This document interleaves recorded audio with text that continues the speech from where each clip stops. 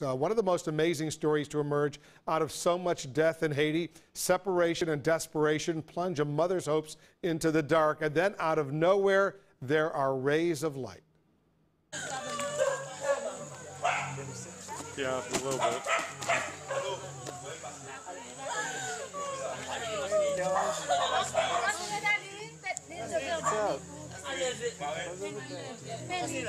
Now, you just witnessed on tape, if you could see it, they are from a family that feared the worst. Fortunately, though, saw the best. Here to explain just what happened are Kennedy, Granger, Justin, Yarborough, and Kennedy's three girls rescued from Port-au-Prince, Bianca, Fafan, and Angel. Thanks to all of you for coming in. And Kennedy, let me start with you. It's an amazing story with a really good ending. Tell our viewers what happened.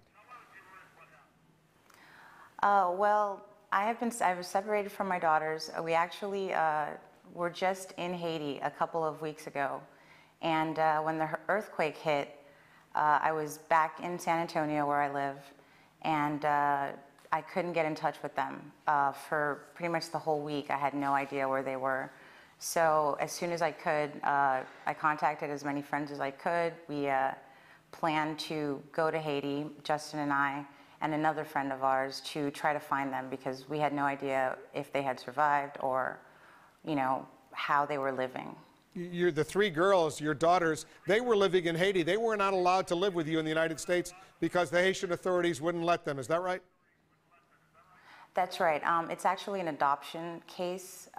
We got approved for the adoption in the United States, but the Haitian authorities were really slow in the process. So you were going back and forth between the U.S. and Haiti to spend time with your daughters. All right, so the earthquake hits. You don't know if they're alive or not. And then, Justin, you come into the picture. What happened?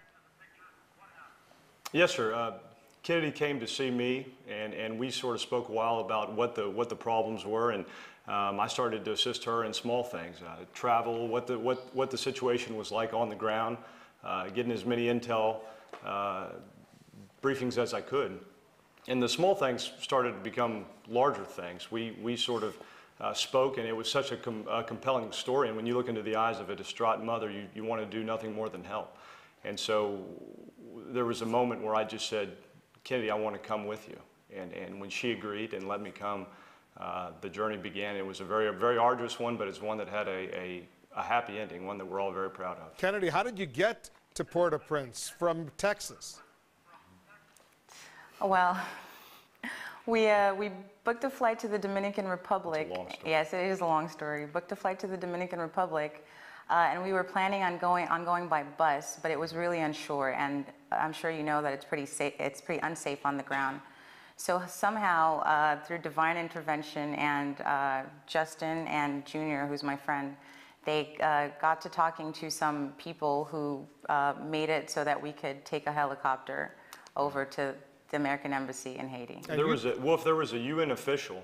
Pardon me, Wolf. There was a UN official at the airport, and a bunch of the military personnel, U.S. military personnel, left their contact with him. We contacted him. We went to the Air Force base there, and we're able to secure a flight over. You got lucky on that, but you know what? Good things happen to people who are smart and work really hard at the same time you guys did. All right, so you get to Port-au-Prince, and Kennedy, you did not know that your three daughters were alive at that point, did you? But you went right to the house. Yes, well, it took us a couple of hours to get to the house, so it was pretty dark when we got there. And the guys and I just started walking down the street, and I was looking for the house, but I couldn't find it. And finally, I saw that all that was left was a gate, that the house was entirely pancaked and flattened, and I started to panic at that time. And so what happened? Where were the girls?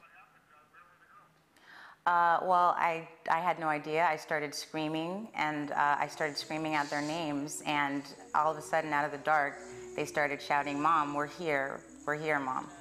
Let's hear from one of them. Who wants to tell us what happened next? One of your daughters. Go ahead. Angel? Well, what happened was amazing. Like, It was so amazing. We were so happy when we finally saw Mom coming. Everybody was crying at the same time, but it was amazing. Angel, I know a lot of your neighbors said the three of you should go to the soccer stadium where there was a lot of people were just congregating to get food and water, but you decided you wanted to stay near the house. So tell our viewers why. Yes, I wanted to stay near the house, so if a friend of Mom come or Mom come, so she could find us or something like that. Kennedy, what was it like when you saw these three girls? I couldn't stop screaming. I mean, not just crying, just screaming from joy, from relief. You know, I saw the house and I thought nobody could have survived that because there was nothing left. And I just feared the worst, and they were there, and that's all I ever wanted. And I don't really want any, that's all I want out of life, just knowing my kids are okay. And now all of you are in Boca Raton, Florida, is that right? That's right. You got permission finally to get your girls out of Haiti? Yes, yes, we After did. great help, we had some wonderful assistance. Who helped you the most? The U.S. Embassy and the consul was great. The United States There was ambassador and his staff in Port-au-Prince, they really came through. Yes, they did. All right. Well, So what a wonderful story. Go ahead, Justin. Give me a last thought. Last thought is you know, this was an incredible journey, and we're so grateful and so thankful to all the people that made it happen. You know, the orphanage, the U.S. Embassy, all of the military personnel there, the aid workers that really helped us serve a larger cause and help them. And now we're all back home, and we're all American citizens now, and we're certainly happy about that. Well, good work. And, Thank you for letting us tell the story. Kennedy, you're lucky to have a good friend named Justin Yarborough, aren't you? Yeah. Absolutely, absolutely. And I also want to thank the St. Mary's Law School community. Yeah. They mobilized really quickly and got us some money that helped us fund our trip and helped us help other people over there. So I want to say thank you so much, everyone.